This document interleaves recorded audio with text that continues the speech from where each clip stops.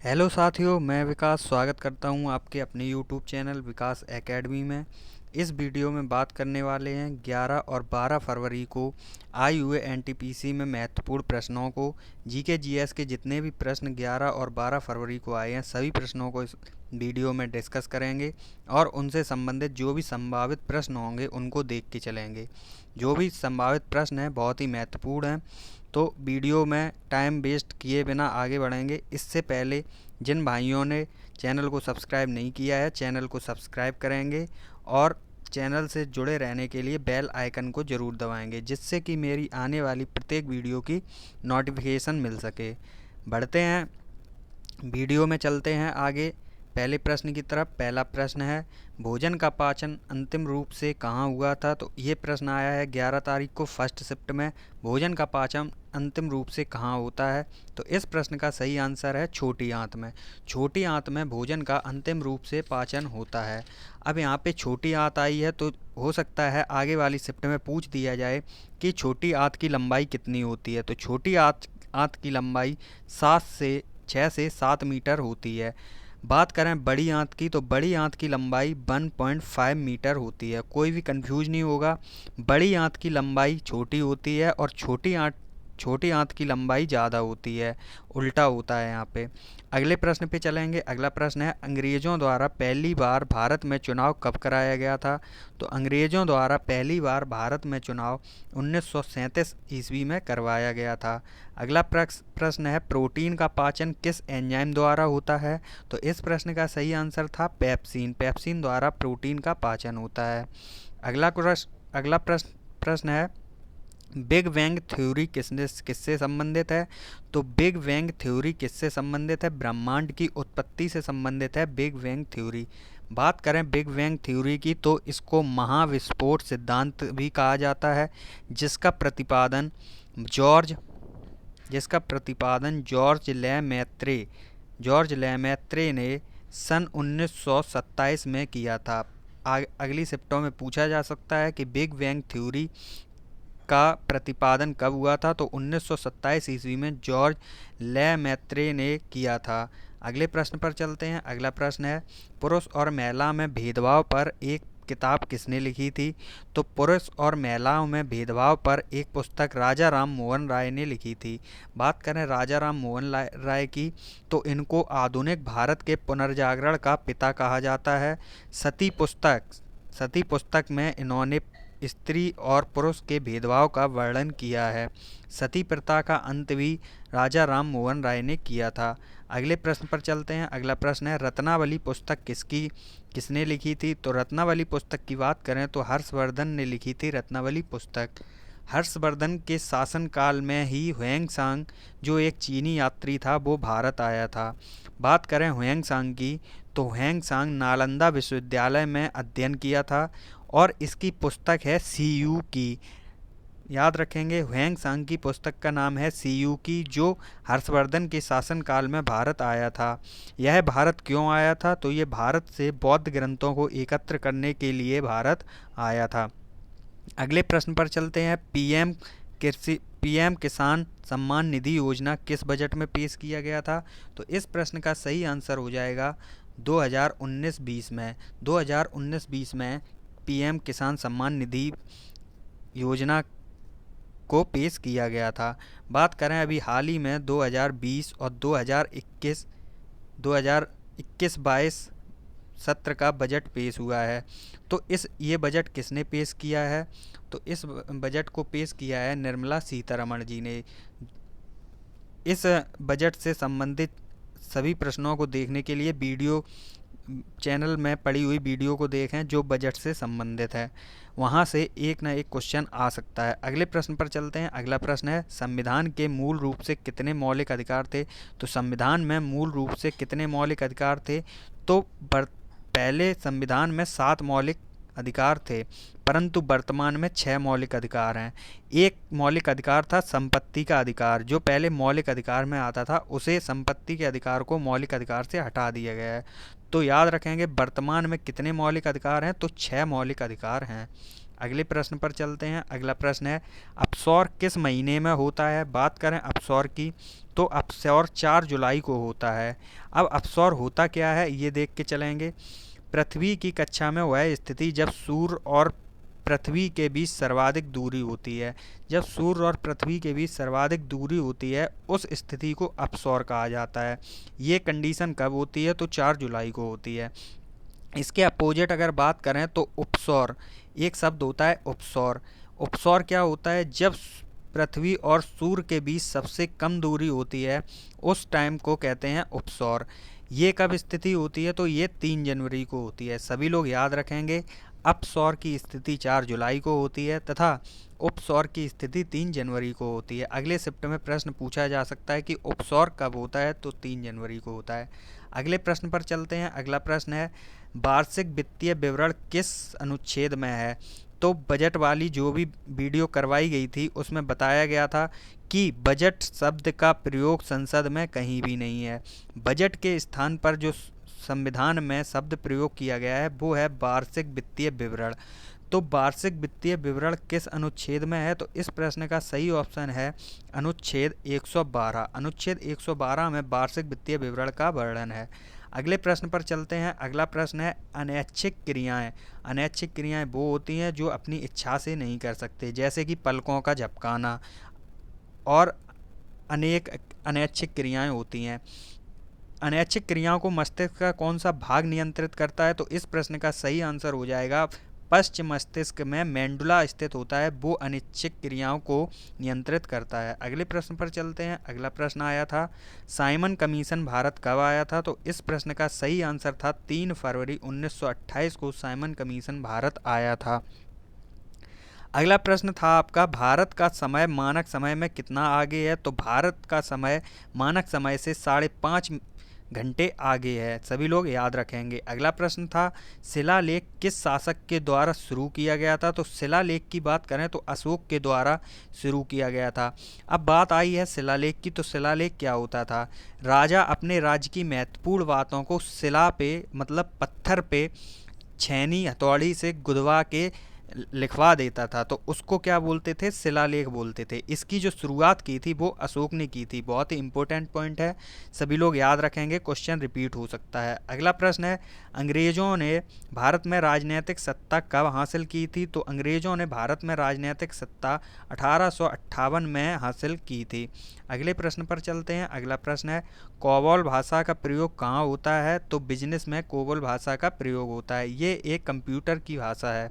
अगला प्रश्न था UNHCR United Nations high commissioner for refugees की स्थापना कब हुई थी। तो 14 दिसंबर 1950 को इसकी स्थापना हुई थी। सभी लोग इसका फुल फॉर्म भी याद रखेंगे।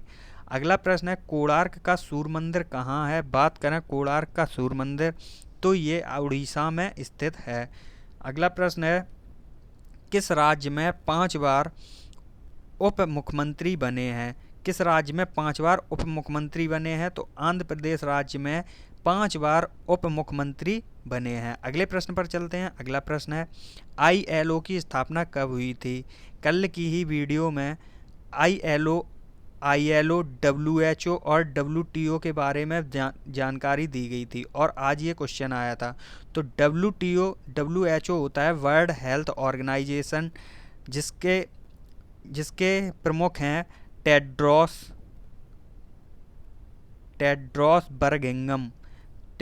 बर्गिंगम इसके अध्यक्ष हैं। और WTO की बात करें तो ये भी आपका ILO, WHO और WTO तीनों का ही मुख्यालय जिनेवा में है। और ILO की बात करें तो इसकी स्थापना 1919 ईस्वी में हुई थी। ILO का फुल फॉर्म होता है इंटरनेशनल लेबर ऑर्गेनाइजेशन, अंतर्राष्ट्रीय श्रम संगठन इसका फुल फॉर्म होता है, सभी लोग याद रखेंगे। अगला प्रश्न है प्रधानमंत्री उज्ज्वला योजना किससे संबंधित है। तो प्रधानमंत्री उज्ज्वला योजना की बात करें तो ये LPG गैस कनेक्शन से संबंधित है। इसकी जो शुरुआत हुई थी 2016 से हुई थी। इसकी शुरुआत 2016 से हुई थी। अगले प्रश्न पर चलते हैं। अगला प्रश्न है कंदारिया मंदिर किससे संबंधित है। कंदारिया मंदिर की बात करें तो ये शिव मंदिर है। भगवान शिव को समर्पित है कंदारिया मंदिर। इसको कंदारिया महादेव मंदिर भी बोलते हैं। ये चंदेल राजा जो खजुराहो के थे उनसे संबंधित है। अगला प्रश्न है, बैंक दर क्या है? बैंक दर क्या होती है? जिस पर कोई केंद्रीय बैंक किसी व्यापारिक बैंक को जिस दर पर ऋण देती है वो आपकी बैंक दर कहलाती है। अगला प्रश्न था, दूरदृष्टि दोष में कौन सा लेंस प्रयोग होता है? तो बात करें दूरदृष्टि दोष की तो इसमें उत्तल लेंस प्रयोग होता है। अब यहाँ से एक ट्रिक याद रखेंगे, सभी लोग भूल जाते होंगे दूरदृष्टि दोष में कौन सा लेंस और निकट दृष्टि दोष में कौन सा लेंस। तो बहुत ही सिंपल सी ट्रिक है, एक बार ट्रिक ज़रूर देखेंगे और अगर ट्रिक अच्छी लगे तो एक बार वीडियो को लाइक ज़रूर कर देना और चैनल को सब्सक्राइब कर लेना। तो इसकी ट्रिक है 2 का 3 और 3 का 4, ये इसकी ट्रिक है। अब इसको याद कैसे रखना है ये देखिए, 2 से हो गया दूर और 3 से हो गया उत्तल, इसमें 3 शब्द आए हैं तो उत्तल। ये हो गया 3 से निकट और 4 से हो गया अवतल। सभी लोग ध्यान देंगे, 2 से हो गया दूर और 3 से हो गया उत्तल, 3 से हो गया निकट और 4 से हो गया अवतल। तो सभी लोग याद रखेंगे 2 का 3 और 3 का 4। तो 2 का 3 का मतलब हो गया दूर दृष्टि में उत्तल लेंस और 3 का 4 का मतलब हो गया निकट दृष्टि दोष में अवतल लेंस का प्रयोग होता है। तो अगले प्रश्न पर चलते हैं। अगला प्रश्न है, आई होप सभी को ट्रिक समझ में आ गई होगी। अगले प्रश्न पर चलते हैं, भगोरिया महोत्सव कौन सी जनजाति मनाती है? भगोरिया महोत्सव की बात करें तो ये भील जनजाति मनाती है। बात करें भील जनजाति कहाँ पाई जाती है तो मध्य प्रदेश में भील जनजाति पाई जाती है। बात करते हैं थारू जनजाति, अगले पेपरों में पूछा जा सकता है थारू जनजाति कहाँ पाई जाती है तो उत्तर भारत की प्रमुख जनजाति है, पूरे उत्तर भारत की प्रमुख जनजाति है थारू जनजाति। बात करें गारो खासी जनजाति, गारो और खासी, यहाँ पे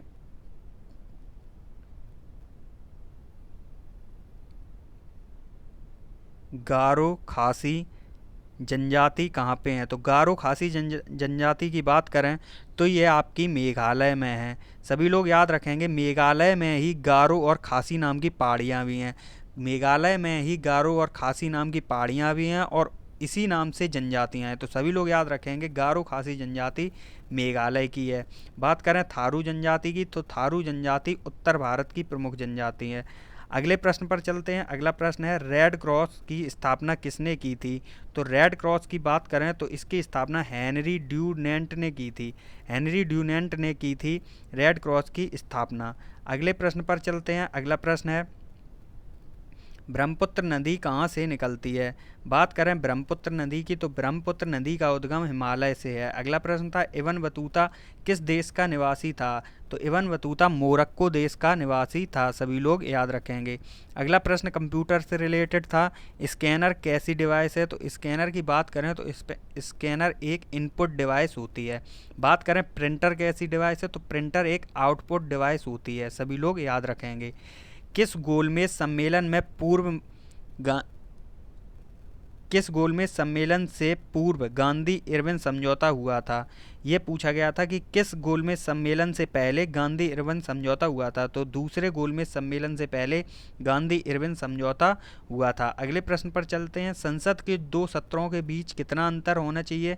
संसद के 2 सत्रों के बीच अधिकतम कितना अंतर हो सकता है? तो इस प्रश्न का सही आंसर था 6 माह। 6 माह से अधिक 2 सत्रों के बीच अंतर नहीं हो सकता। अगले प्रश्न पर चलते हैं। अगला प्रश्न था, आईसीसी वर्ल्ड कप 2019 पुरुष कहाँ पे खेला गया था? तो इंग्लैंड और वेल्स में 2019 का आईसीसी वर्ल्ड कप खेला गया था।